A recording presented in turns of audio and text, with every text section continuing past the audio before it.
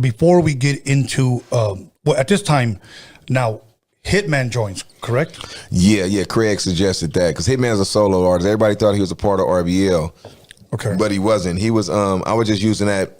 I was using my stage to set him up as a solo artist because I put out his solo album in '95, right before Mr. C passed, and that thing sold like over 120,000 copies out the trunk. I sold those tape for tape, like $10 a COD from City Hall Records. So that's what really leveled me up and got me to buy my house and got me to really move out the hood. It wasn't really the RBL stuff. I didn't really make too much money off of that. It was my independent stuff, my label, The Right Way, and Hitman album took off. And man, I was blessed to just keep it independent and just move it how I was moving it instead of signing Hitman because they was trying to get him. They wanted to sign him, but I was just like, it can't happen.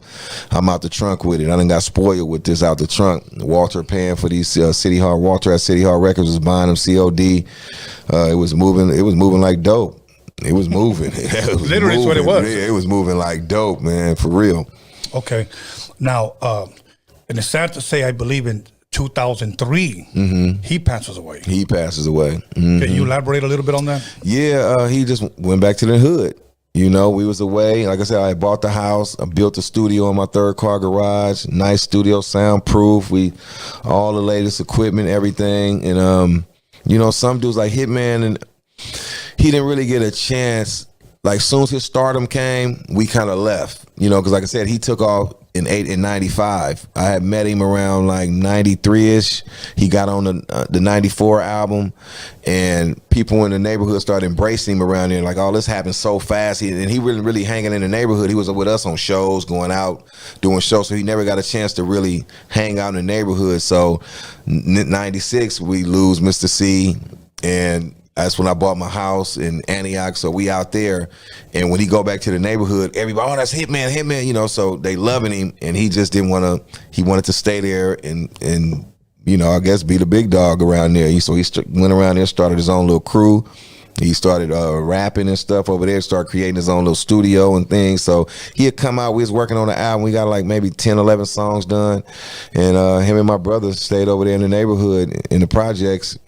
And what happened. I was telling him, bro, look, you can't be over there, man. You serving yourself on a silver platter right now. It's like you got to protect yourself. Like, you valuable now. You Hitman, and yeah, I know you got all the girls and stuff, running on up to you. All the guys is, showing you love. You got this newfound respect, but you got to watch yourself. And, he ended up getting caught up. Wow. Yeah, they ended up catching him in the car and shot through the car and hit him in the head, and he passed away.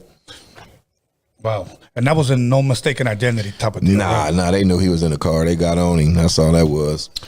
Okay, we're going to jump a little bit because, there's so much history that you have that I cannot possibly cover everything in one sit down. But what I want to do is to eventually get into some calls. And whatever I may not have asked you, this is where I give the audience an opportunity to ask you about a certain song, Right. Let's do it. Maybe a rapper you might have worked with or whatnot.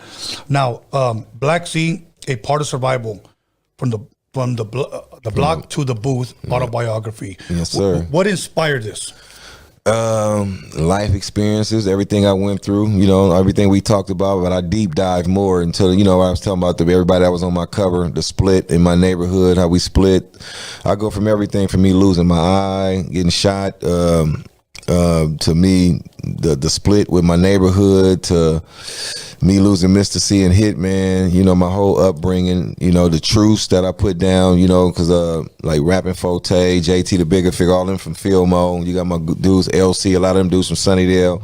We all wasn't cool at one time, and now we all became like brothers, and all behind the song really Bammerweed, and putting that song out there inspired me to call a truce. And everybody came to my neighborhood and took my word for it, and we put so I deep dive in all that up in there. So it's just from the block to the booth, talking about before RBL, and everything I'm doing currently.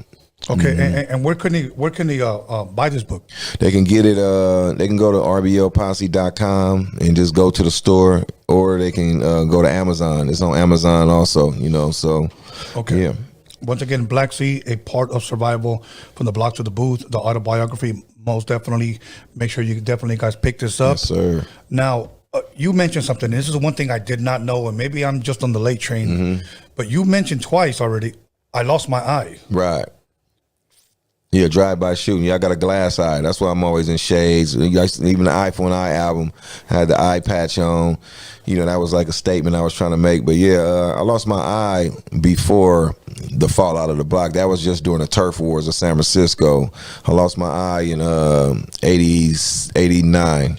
Oh, wow. Yeah, 89, I lost my eye. Yep, drive-by shooting. Wow. And this is right before, this is right when you're starting everything. If I'm Right. correct. It was the beginning of 89 because I got shot, lost my eye, then I went to juvenile, and I was almost going to YA, paid for a lawyer, got to log cabin, and while I was there, I had the all white glass eye, looking crazy, and I had to go from juvenile to go actually get my, my prosthetic eye done, my glass eye, and I ended up coming home and got into music after that. But yeah, I was going through some things back then. Well, I'm definitely going to read this, man. And you know what? Sometimes we like to try to tell people, I understand and I know what you're going through. No, I don't know what I'm going through, man. But it hurts me to hear, like, for you to say, I lost my eye, because it takes a strong person to bounce back and to continue to move forward. Right. Continue to release these albums and raise a family. And wow, bro, because for me, like, losing an eye, bro, it's like, Yeah. No, it wasn't cool. Even now, still it don't be cool. And even like not being able to experience shit like 3D and all that, then you start thinking about it. Like, usually it feel like I got 20/20 vision, but when there's certain things, when you see people, the virtual reality stuff, or got the two, and you need two eyes. You need Right. to actually experience certain things. That's when it kind of bothered me. But in pictures and stuff, you might look a little cockeyed and all that type of stuff. So I was insecure about it for a lot of years, man. But I done got past it. I done got used to it. I'm gonna ask you a question, and I ask it respectfully, because I often always wondered about when blind people that were born blind, when they dream, can they see in their dream, or are they blind in their dream? So, Right. my question to you: when you dream, do you see with both eyes? Of course. Yeah, even right now, it seems like I see with both eyes, just that my peripheral is not way over here. Like this eye, I can see way over here. This one, it stops about right here, Oh, okay. But when I look, it seems, it's like 20/20 vision. I can't tell. Oh. Because some people be trying to do it, they cover their eyes, like, no, that's different. It's Yeah. not the same. Your eye gets stronger when you got one eye, so yeah, Okay. I feel like I got two eyes.